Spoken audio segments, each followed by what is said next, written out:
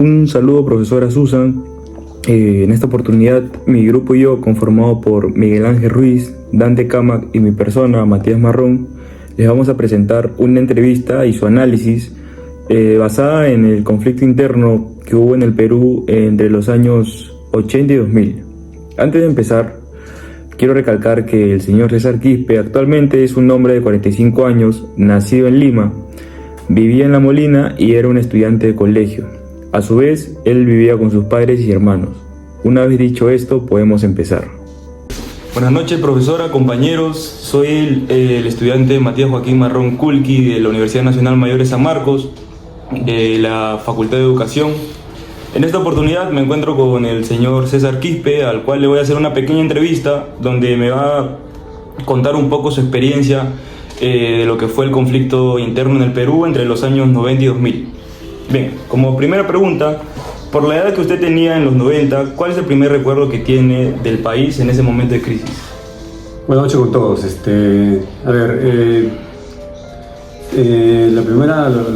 primeros recuerdos serían pues, los cochebombas y los apagones, ¿no? Directamente los cochebombas no es que haya afectado acá en la zona que vivimos, ¿no? Pero sí, pues había mucho en noticieros, todo lo que eran los cochebombas en Miraflores o otros distritos, ¿no? Y los apagones que sí, pues eso sí afectaba directamente porque volaban las torres de alta tensión y nos quedábamos sin luz pues un día, 2 días, dependiendo del tiempo que demoren para poder arreglar todo lo ocasionado, ¿no? Bueno, respondiendo a la primera pregunta, nosotros analizando los recuerdos iniciales del entrevistado sobre la crisis de esa época que era el terrorismo, destacaron 2 elementos claves: los apagones prolongados por el derribo de torres eléctricas de alta tensión y el impacto de 2 coches bombas en el distrito de Miraflores. Bueno, al contrastar este testimonio con nuestra primera fuente, el informe final de la CVR, encontramos una correspondencia directa. Bien, ¿cómo usted experimentó los toques de queda y el control militar en las calles? Claro, los toques de queda, bueno, eran, digamos, yo no era mayor de edad todavía, pero sí a los mayores de edad, las personas mayores de edad, pues en las calles, indocumentados los levantaban, los llevaban a las comisarías, venían los patrullas militares o policiales y se los llevaban de repente a partir de las 10, 11 de la noche ya era el toque de queda, ya personas que veían ahí andando en la calle o a veces se juntaban los vecinos a parar en una esquina, su casino, venía el operativo y se los llevaba a la comisaría. Tenían que ir las esposas, los familiares llevando su documento para que puedan salir de la comisaría, pues. Ahora, respondiendo a la segunda pregunta, respecto a los toques de queda y el control militar, el entrevistado describe dinámicas vecinales donde las restricciones de libertades se volvió parte de la rutina, al punto de recordar las detenciones de algunos conocidos que no tenían su documento de identidad en ese momento, como un suceso anecdótico o cotidiano que vivía él día a día. Ahora, para realizar un análisis crítico de este punto, recurrimos a nuestra segunda fuente, las investigaciones del Instituto de Estudios Peruanos IEP sobre memoria y juventud. Autores del IEP explican que en Lima de los 90 se produjo un fenómeno de normalización del estado de emergencia. Como tercera pregunta, ¿cómo usted percibió la respuesta del gobierno y las fuerzas del orden a la situación que se vivía en el momento en ese país?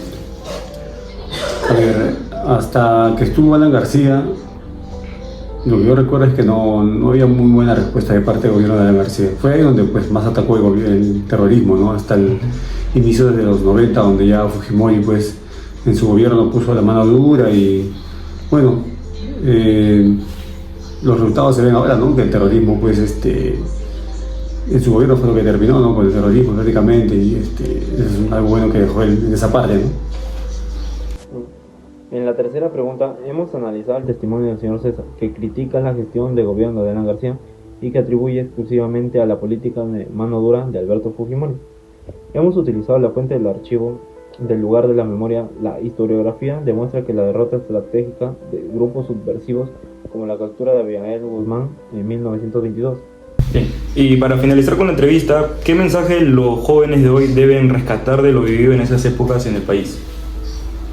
Bueno, en sí, la lucha que tuvieron la gente, pues, los peruanos con el terrorismo, ¿no? Porque fue muy fuerte el terrorismo fue muy fuerte, ya sea el Sendero Luminoso, MRTA, muy fuerte fue sus ataques tanto en provincia como después acá en Lima, que incluso llegaron a las universidades, ¿no? Estudiantes que también ya estaban echándose para el lado del comunismo, del terrorismo, pero ya pues lo que deben rescatar es eso, ¿no? La lucha que hubo, la lucha frontal que hubo contra ese grupo terrorista, ¿no? Ya, por eso es que ahora estamos así. Digamos que terrorismo ahorita ya no hay prácticamente como lo que hubo en esos tiempos, ¿no? Si es que hay, deben ser remanentes, que sí existen en algún momento, pero ya no es a lo que pasamos en esos años, ¿no? En los finales de los 80, inicio de los 90 acá en Lima, ¿no?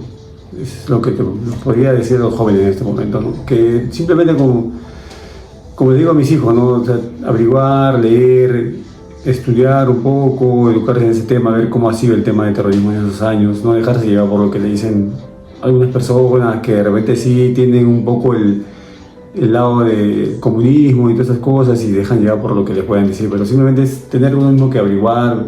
Para eso están los libros, ahora está el internet, todo, poder averiguar bien qué ha pasado realmente en esos años con el terrorismo y acá lo que hubo la confrontación con los peruanos, ¿no? con la gente acá, ¿no? Con los peruanos, ¿no? Entonces ya de esa manera, pues, para que puedan ellos mismos ver, tener ellos mismos un concepto de lo que pasó en esos tiempos.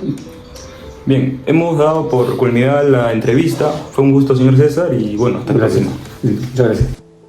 En la pregunta 4, coincidiendo con el señor César, nuestro entrevistado nos comenta que la educación objetiva y el constante de fuentes es fundamental para fortalecer y construir una identidad nacional y fundamental para una cultura de paz crítica en las nuevas generaciones y evitando así una manipulación del pasado. En conclusión, el análisis de esta entrevista nos permite entender que la memoria no es un simple archivo pasivo del pasado, sino un proceso vivo, y el testimonio de nuestro entrevistado demuestra cómo la violencia de las décadas de los 80 y 90 en el Perú dejó una huella profunda en la identidad de toda una generación que creció normalizando el miedo.